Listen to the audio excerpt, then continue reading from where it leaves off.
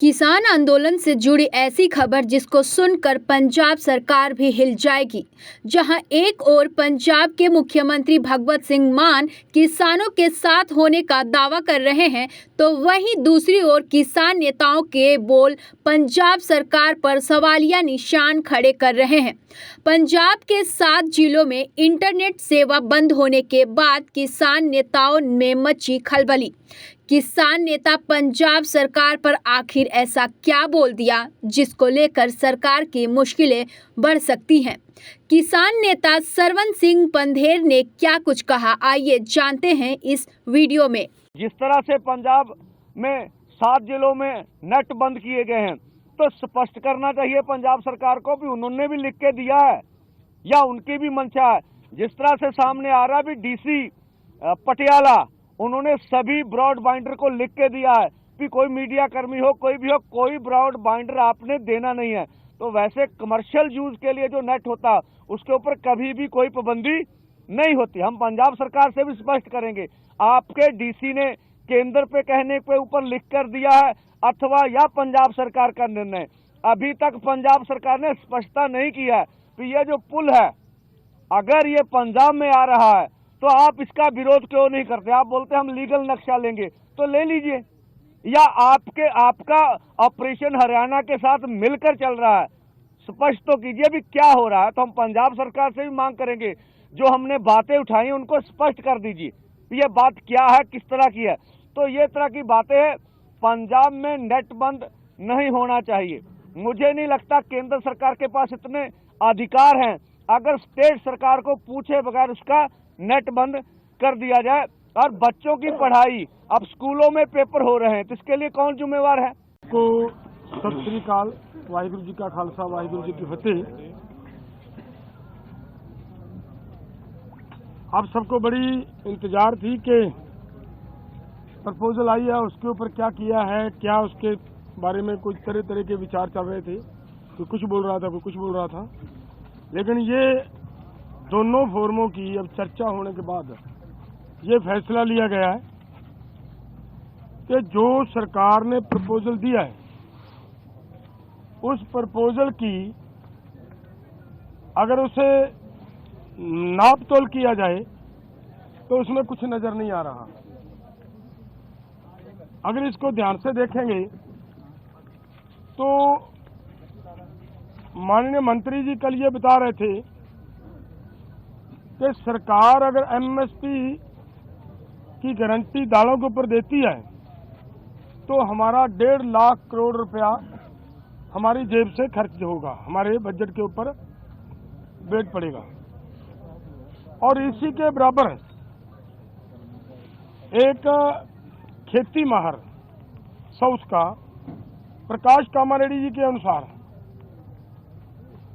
केवल 1,75,000 करोड़ रुपया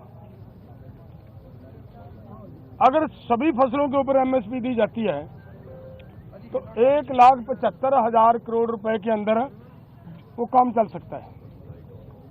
तो फिर अगर सरकार इतने पैसा लगा भी रही है तो ये 2-3 फसलों का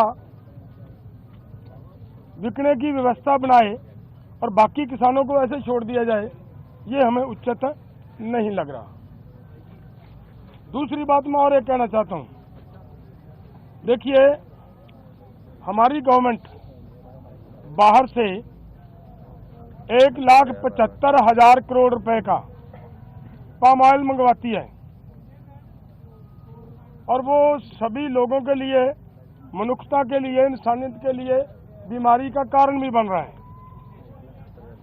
फिर भी उसे मंगवाया जा रहा है। अगर यही पैसा 1,75,00,000 रुपया देश के किसानों को तेल बीज फसलें उगाने के लिए और उनके ऊपर एमएसपी की घोषणा करे सरकार और उसके ऊपर खरीदी की गारंटी बनाए सरकार, तो 1,75,000 करोड़ से उधर के पैसे इधर आ सकते हैं। तो मुझे कहीं पे भी ये नजर नहीं आ रहा कि सरकार के ऊपर कहीं से किसी तरह का बोझ पड़ रहा हो। अगली बात मैं ये कहना चाहता हूं कि जो मैंने कहा कि इसे अगर ध्यान से देखेंगे, स्टडी करेंगे, तो उसमें कुछ नजर नहीं आ रहा। उन्होंने ये कहा कि उन लोगों को, उन किसानों को हम दालों के ऊपर और क्रॉप्स के ऊपर, जो हमने 6 क्रॉप्स लिए हैं 5, उनके ऊपर हम खरीदी की गारंटी करेंगे, जो डाइवर्सिफिकेशन कर दूसरी क्रॉप्स को छोड़ेंगे। और मेरा इसमें कहने का मतलब है, ये उन्हीं को देंगे जिन्होंने धान को छोड़कर मूंग को लगाया होगा। अगर जिन्होंने धान को छोड़कर मूंग को नहीं लगाया, अपने आप नेचुरल मूंग की बिजाई कर रहा है, उसकी खरीदी नहीं होगी। तो इसलिए इन सभी बातों से ये निकल कर आता है कि इसमें से कुछ किसानों को लाभ होने वाला नहीं है। हमारी मांग है कि पूरे देश के किसानों की 23 फसलों के ऊपर हमारी सरकार एमएसपी अनाउंस करती है। जो 23 फसलों के ऊपर एमएसपी की अनाउंसमेंट होती है, वो इन्हीं के ही सीएसीपी की सिफारिशों के ऊपर होती है। और जब वो देती है सरकार हमें सीएसीपी के अनुसार एमएसपी का मतलब होता है minimum support price. Minimum support price को और गहनता से उसकी पड़चोल करोगे तो उसका मतलब ये होता है कि कम से कम आपको जिंदा रखने के लिए, आपको स्टैंड रखने के लिए एक सपोर्ट दी जा रही है। आपके लिए कोई भी उसमें इनकम देने वाली चीज कोई नहीं है उसमें।